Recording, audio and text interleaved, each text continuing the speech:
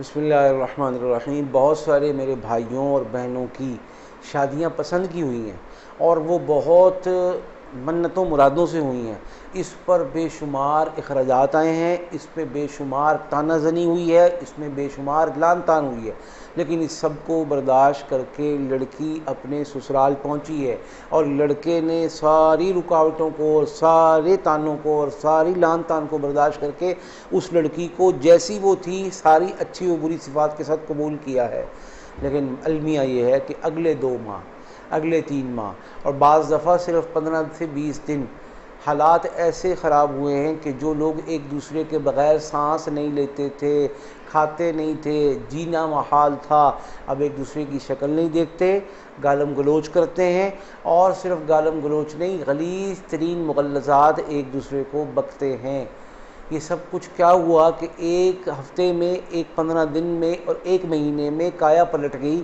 اس کے پیچھے سب سے اہم بات جو سوچنے کی اور دیکھنے کی ہے، اگر یہ لڑکی جس کی شادی ہوئی ہے، اس کی شادی کے خلاف تھے اس کے سسرال والے، وہ نہیں چاہتے تھے یہ شادی ہو، تو پھر یہ یاد رکھ لے کہ اس کے خلاف وہاں پر محاذ گرم ہے، جادو شروع ہے۔ ایک بات۔ دوسری بات یہ کہ جہاں تم نے اپنی مرضی سے اور پسند سے شادی کی ہے، وہ بیچارہ لڑکا ممی ڈیڈی ہے، وہ اپنی ماں، اپنی بہنوں، اپنے باپ کے چنگل میں ہے، جو کہتے ہیں، جو پڑھاتے ہیں وہ پڑھتا ہے اور اس پر عمل کرتا ہے۔ تو معلوم ہوا کہ آپ غلط جگہ پھنس گئے، یا یوں سمجھیے کہ آپ نے اس جنگ میں قدم رکھا ہے اور لیکن پوری تیاری کے ساتھ نہیں رکھا ہے۔ اگر آپ ہم سے رابطہ کرتے یا آج ہم سے رابطہ کر لیتے ہیں تو آپ کو ایسا عمل دیا جا سکتا ہے کہ جو پانی سر سے گزرنے سے روک دے گا، جو اس شوہر کو واپس مٹھی میں لے آئے گا اور ان سارے سسرال والوں کی زبان کو آپ کے خلاف بند کر دے گا۔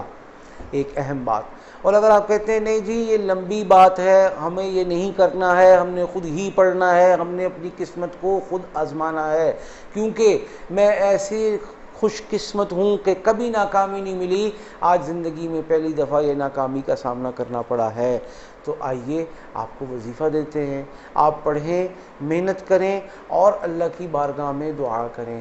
وہ وظیفہ کیا ہے؟ وہ وظیفہ ہے قد شغفہا حبا، قد شغفہا حبا، قد شغفہا حبا۔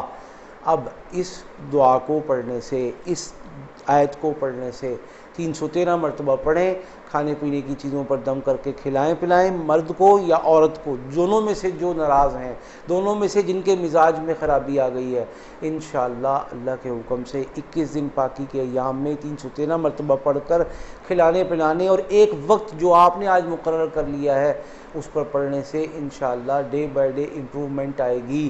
لیکن اس دوران کوئی بد مزاجی، کوئی بد کلامی نہیں کرنی، اس سے بچنا ہے۔ انشاءاللہ اللہ کے حکم سے یہ چیز آج بہتر ہونی شروع ہوگی اور 21 دن میں اللہ کے حکم سے کمپلیٹ ٹھیک ہو جائے گی۔